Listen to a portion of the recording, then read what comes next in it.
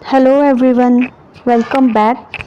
Previous video में हमने discuss किया था डस्ट ऑफ स्नो पोएम का एक्सप्लेनेशन देखा था हमने, पोइटिक डिवाइसेस देखे थे। अब इस वीडियो में हम क्वेश्चन आंसर्स देखेंगे कि क्वेश्चन आंसर्स क्या हैं इस पोएम में। स्टार्ट करते हैं। ये समरी है, आप पढ़ना चाहो तो इसको फिर पढ़ सकते हो, इसको पढ़ लेना, देख लेना एक बार। अब हम क्वेश्चन आंसर्स पे चलते हैं, क्वेश्चन आंसर्स डिस्कस करेंगे। हमारा फर्स्ट क्वेश्चन है, what is a dust of snow? What does the poet say has changed his mood?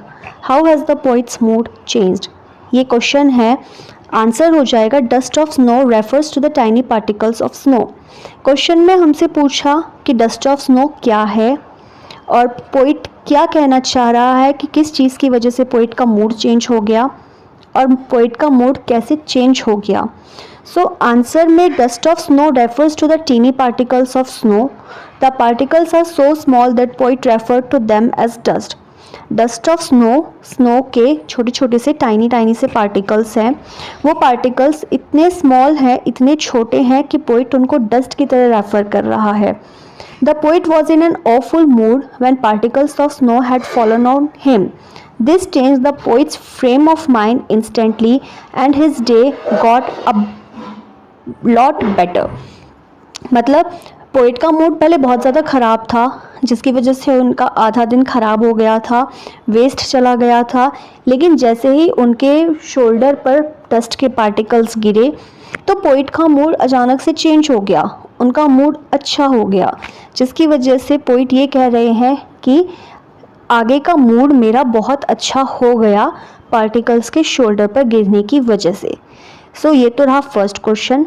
Next question पर चलते हैं। How does Frost present nature in this poem? The following questions में help you to think and answer.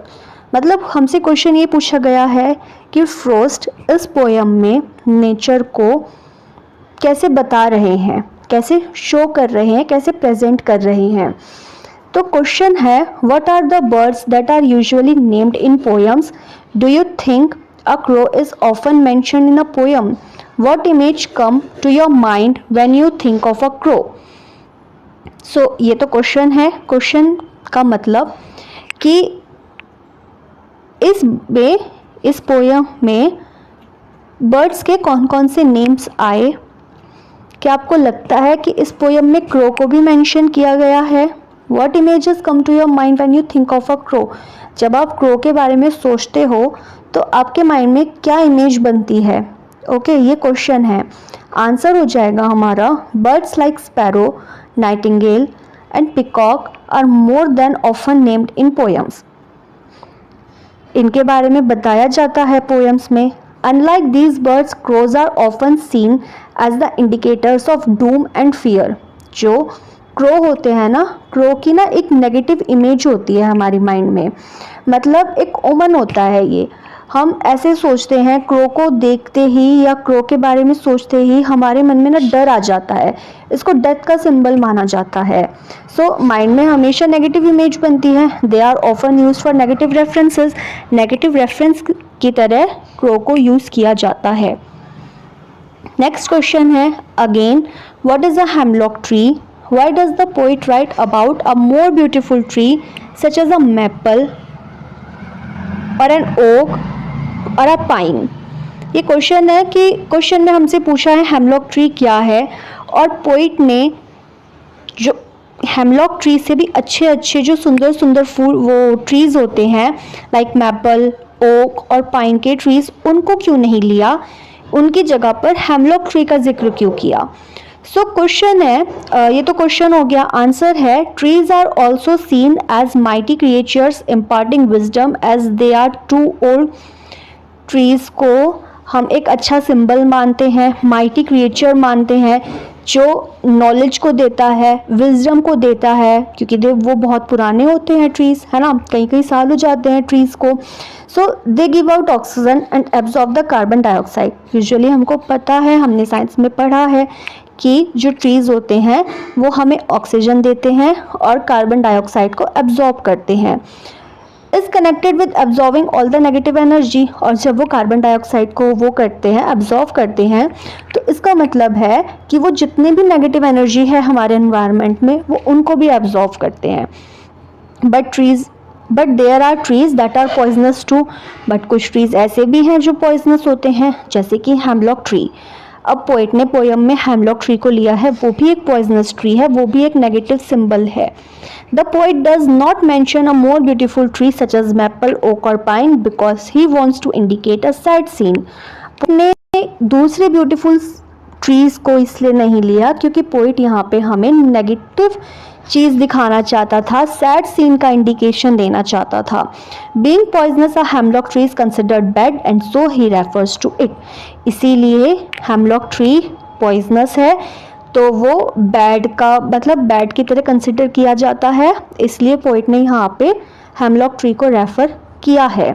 क्योंकि अब poet हमें ये बताना चाहता था पोयम में कि हेमलॉक ट्री और क्रो नेगेटिव रेफरेंसेस है, नेगेटिव सिंबल्स हैं, हमें नेगेटिव एनर्जी देते हैं, बट ऐसा कुछ नहीं है। हेमलॉक ट्री और क्रो, हेमलॉक ट्री पे बैठे हुए क्रो की वजह से पोएट के शोल्डर पे जो डस्ट पार्टिकल्स गिरे थे, पोएट का मूड और दिन उसकी वजह से बहुत अच्छा हो गया था। तो पोएट हमें ये बताना चाह रहा है कि ये सब हमारे माइंड का खेल है, हम जो सोचते हैं हम वैसे ही दुनिया को देखते हैं। पोएट हमें बस ये बताना चाहते हैं कि नेगेटिव पॉजिटिव कुछ भी नहीं होता, सब कुछ हमारे माइंड में होता है, हम सब कुछ खुद सोच लेते हैं। Next question, what do the crow and hemlock represent, Joy और सोरो? What does the dust of snow that the crow shakes of a hemlock tree stands for? Both question ये है कि क्रो और हेमलॉक यहाँ पे क्या रिप्रेजेंट कर रहे हैं, जॉय या सोरो? और जो डस्ट ऑफ स्नो है, crow shakes of a hemlock tree stand for, यहाँ पर जो क्रो हेमलॉक ट्री पे से डस्ट ऑफ स्नो को शेक करता है वो किसके लिए स्टैंड करता है? Both crow and the hemlock tree represent सोरो, दोनों सोरो को रिप्रेजेंट करते हैं, नेगेटिव सिंबल्स होते हैं, है ना। तो पोएट ने यहाँ पे दोनों नेगेटिव क्रिएचर्स को यूज किया है, क्रो को और हेमलॉक ट्री को, as the carriers of positivism and strength that transformed his day for the better. है तो दोनों नेगेटिव क्रिएचर्स, बट पोएट ने यहाँ पे यूज किया है दोनों को पॉजिटिविज्म में, पॉजिटिव क्रिएचर्स की तरह, जिन्होंने उनके दिन को ट्रांसफॉर्म कर दिया, उनको स्ट्रेंथ दे दी, उनके दिन को अच्छा बना दिया। By not using bird like sparrow and nightingale and trees like maple, oak or a pine, the poet has tried to break down all the preconceived notions we have about certain agents of nature. Poet ने यहाँ पे sparrow, Nightingale इन और trees में maple, oak और pine ऐसे creatures use नहीं किए क्योंकि सब इनको अच्छा मानते हैं। अब हमने सुना है कि अगर हमारे घर में चिड़िया आती हैं, स्पैरोज आती हैं या बर्ड्स आती हैं तो अच्छा सिंबल माना जाता है ना। तो ये तो पॉजिटिव चीज़ हो गई। वैसे ही मैपल, ओक और पाइन के ट्रीज़ ये भी पॉजिटिव हो गए, ब्यूटीफुल लगते हैं हमें देखने में। सो ये अच्छे हो गए, बट पोइट को तो हमारा माइंड चेंज करना था ना। हमारे जो नोशंस हैं, प्रीकंसीव नोशन है, जो हम पहले से सोच के रखते हैं कि नेगेटिव क्या है, पॉजिटिव क्या है, पहले से हम मान लेते हैं सब कुछ। तो पोइट यहाँ पे उस चीज़ को चेंज करना चाहते थे और इसी वजह से वो यहाँ पे अच्छी चीज़ों की जगह नेगेटिव चीज़ों को लेके आए। He has tried to make us understand that we see the world not as how it is but as how we want to see it. वो पोइट इसमें यही बताना चाहते हैं कि हम वर्ल्ड को जैसे हम चाहते हैं वैसे देखते हैं, ना कि वैसे जैसा वो एक्चुअल में है। Thus the crow sitting and a hemlock tree together made his day better. The dust of snow stands for joy. So यहाँ पे क्रो और हेमलॉक ट्री दोनों ने उनके दिन को बेटर बनाया और इस वजह से जो डस्ट ऑफ स्नो है वो जॉय के लिए स्टैंड करता है।